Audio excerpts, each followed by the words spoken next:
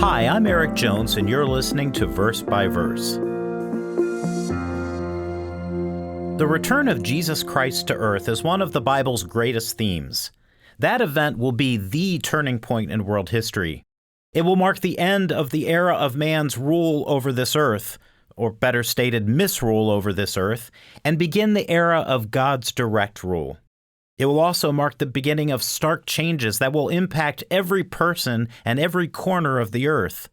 The Bible is filled with prophecies of what the world will be like after Christ returns.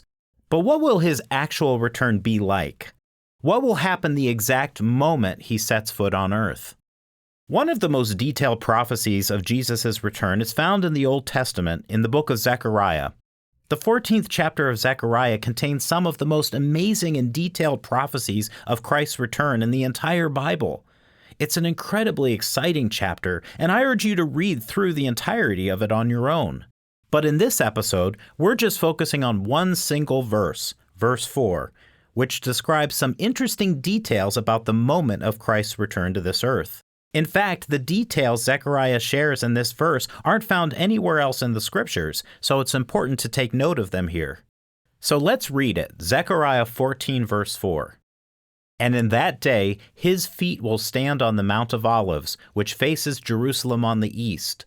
The Mount of Olives shall be split in two, from east to west, making a very large valley. Half of the mountain shall move toward the north, and half of it toward the south.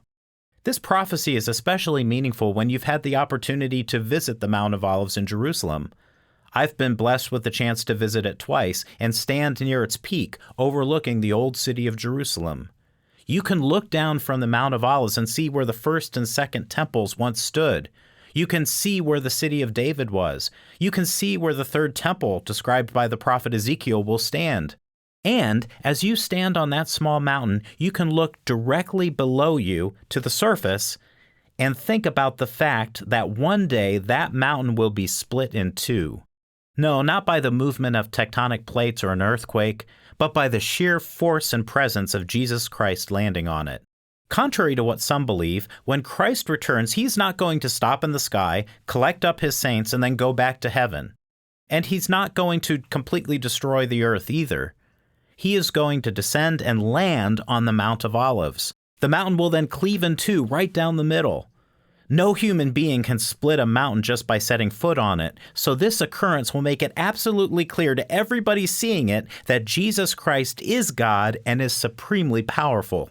His return will show that not only will he be able to raise the dead and subdue powerful armies, but that his presence can literally split mountains in half.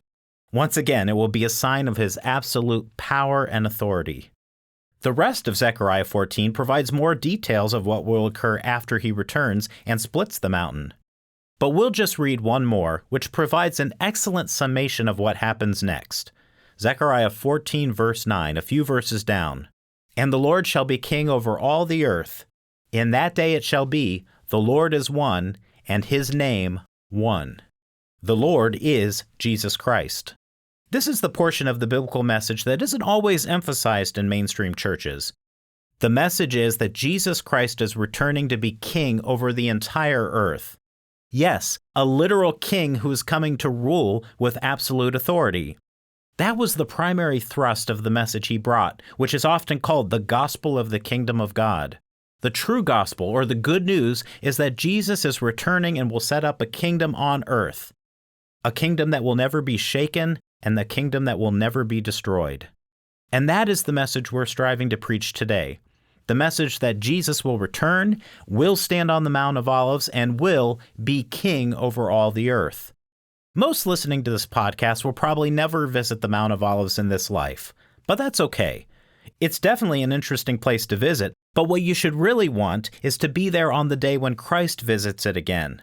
The day when the sheer force of his feet will cause that mountain to rupture in two, forming a valley right down its center.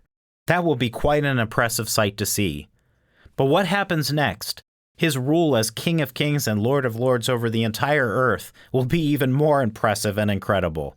If you commit your life to him today and stay faithful and obedient, you will be there to see all of it. Verse by Verse is a companion podcast to the Daily Bible Verse blog, which you can find on the Life, Hope, and Truth Learning Center. Check out the show notes for more.